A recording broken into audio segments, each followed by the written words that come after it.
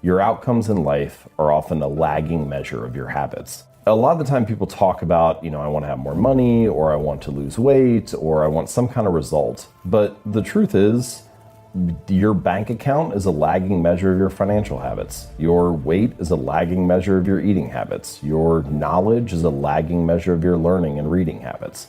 We think the thing that needs to change is the bank account or the test score or the number on the scale, but actually the thing that needs to change are the habits that precede those outcomes. The fight, the daily fight, is a challenge. You will not always want to do what you need to do. You will not always feel like doing something you need to do. You may not want to fight that battle, but you need to. Every action you take is kind of like a vote for the type of person you want to become. And if you can master the right actions, if you can master the right habits, then you can start to cast votes for this new identity, this desired person that you want to be. That's one of the reasons why small habits matter so much. They don't necessarily transform your life overnight. Doing one push-up does not transform your body, but it does cast a vote for being the type of person who doesn't miss workouts. Meditating for 1 minute might not give you an immediate sense of calm in your life, but it does cast a vote for being a meditator. The real goal is not to run a marathon. The goal is to become a runner. The goal is not to write a book. The goal is to become a writer. True behavior change is really identity change, because once you've changed that internal story, it's way easier to show up each day. You're not even really motivating yourself that much to do it. You're just like, this is who I am now. Short-term thinking says, the donut tastes good, eat it. Short-term thinking says, one workout doesn't matter, I can skip it.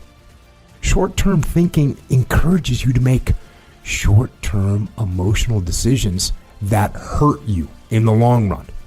And they definitely don't move you toward your overall strategic goals. The more short-term decisions you make, decisions that are based on that immediate gratification, decisions based on quick emotional satisfaction, the further from the path you will stray. Think strategic. Think long-term. Act strategic. Take action that improves your long-term position and moves you toward your long-term goals. Figure out where you want to go.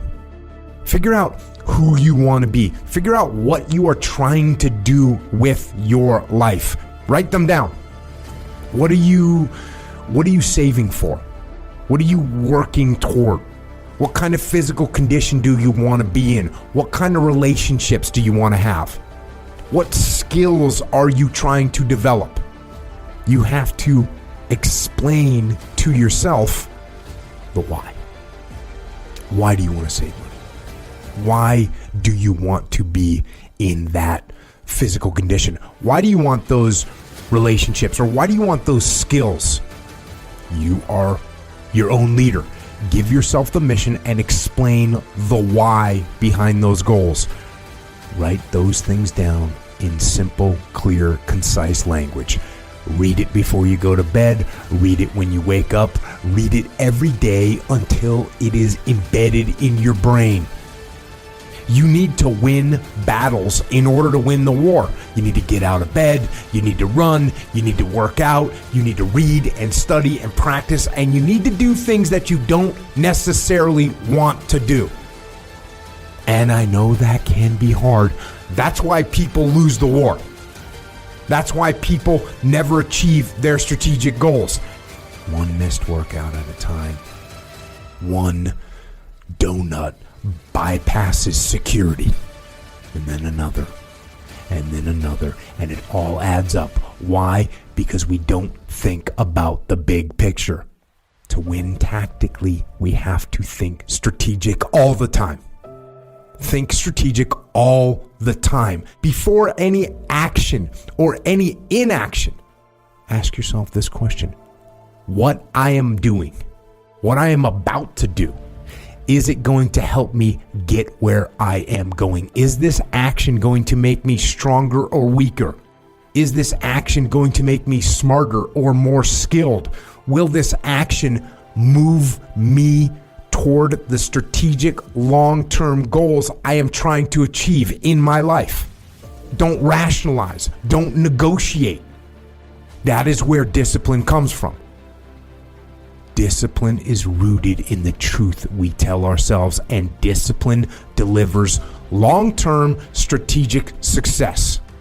Strategic thought is disciplined thought. Strategic thought allows you to make the right tactical actions to move you forward, to achieve your goals, to be who you want to be and do what you want to do. For 2022 and for life, think strategic. Know why you are doing what you are doing, and then get out there every day and win those small, tactical, short-term battles so you can win the strategic, long-term victory that puts you where you want to be. Get out of your damn bed. Get off your phone. Get out of the soft and addictive comfort zone that weakens you and destroys your goals. And you need to go out there into the world and get after it. Where are you lacking in life? You need to look at your daily routine and start to find that half an hour or an hour that you generally truly have downtime. And I want you to take your phone. I want you to set an alarm for that time. And I want you to put the alarm as, dude, it's time to fucking work out. You do this for a week or two at a time, and it starts to become something that you look forward to, because you're going to notice that every time you accomplish one of these things, the immediate feeling you have after is a feeling of gratitude, a feeling of winning, a feeling of being proud of yourself. And this is how you start to build upon what it is you lack to build a positive habit. These positive habits eventually turn into routines, and before you know it, you're already accomplishing all these things that have seemed impossible to you, and you're doing it seemingly automatically because you started to build a real habit. As this process becomes just the way it is it will actually become who you are, and what happens then is that your life magically, quote unquote, magically transforms with very little effort. The first 2 to 4, 6 weeks, you're going to have days where you have to grit it out. You're going to have days where you get that dirt in your eyes and you feel like quitting. But the point is, if you push through those days, you create a new habitual process that produces a beneficial result for you. You have to realize that the reason you are where you are is because you have a habit that you haven't been able to break. And that habit is quitting. Most people can never get over the habit of quitting, ever. Most marathon runners don't just decide, I'm going to run a marathon and go out and do it. Now, I know a couple of guys who have done that, but that's just not the norm.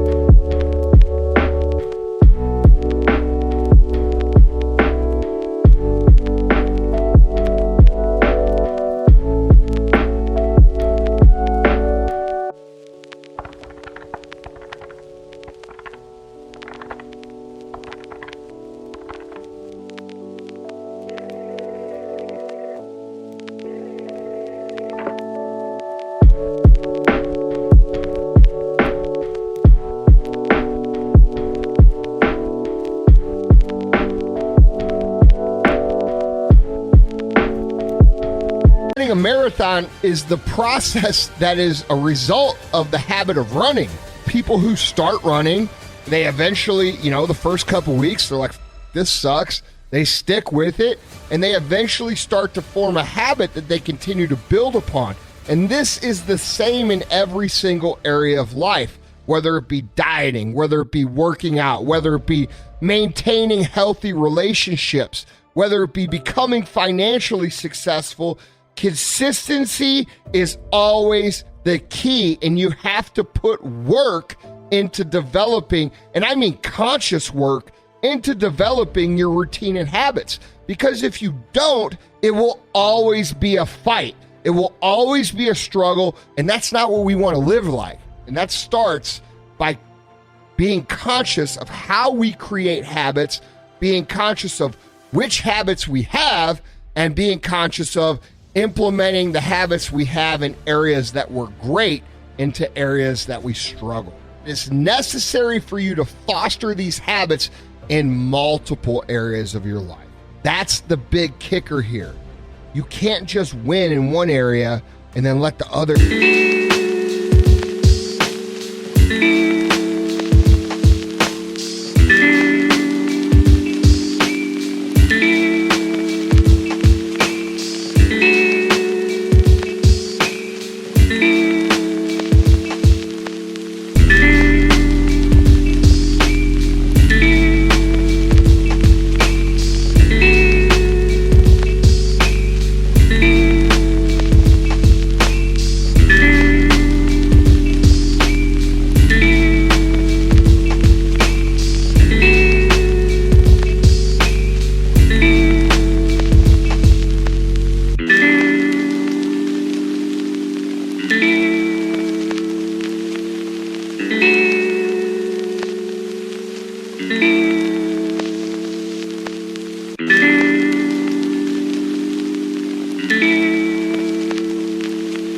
area go. So instead of just having one area that you're good at, start working on all of the areas and start implementing your systems, and watch these positive habits start forming and these skills beginning to cultivate.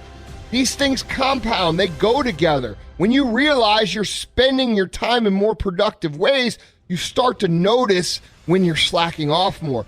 Being positive in one aspect of your life pushes you to cultivate those successes in other areas. And the ongoing goal is that you do become so well-rounded and so quote-unquote big that it's literally insulting for you to even consider giving up in any other area. Life is hard, guys. Any path you take that ends up with building yourself up is going to be hard. Quitting is easy. Lying in bed your whole life watching The Walking Dead is easy. But what are you getting out of that? That's not happiness to you. That's not happiness for anybody. There is no way around putting in the work. If you want to succeed in anything, you are going to have to work your...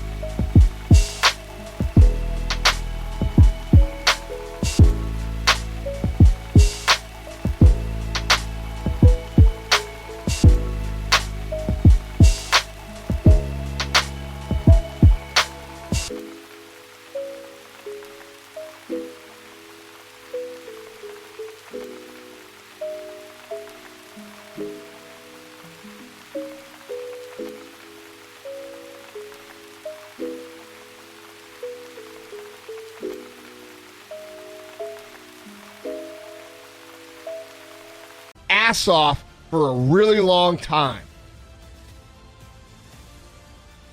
The reason why we go back to old habits is because our goals are too lofty. We're not achieving our goals fast enough. We're very impatient nowadays. We're not proud of ourselves for the small accomplishments. What we need is we need this monstrosity of the thing to happen and say, I did it. Nah. There's a process that you have to go through, and patience is the process. You have to learn, what do you want in your life? We have so much influence coming at us that we are so lost. We don't know what we want to do because we don't spend enough time with ourselves.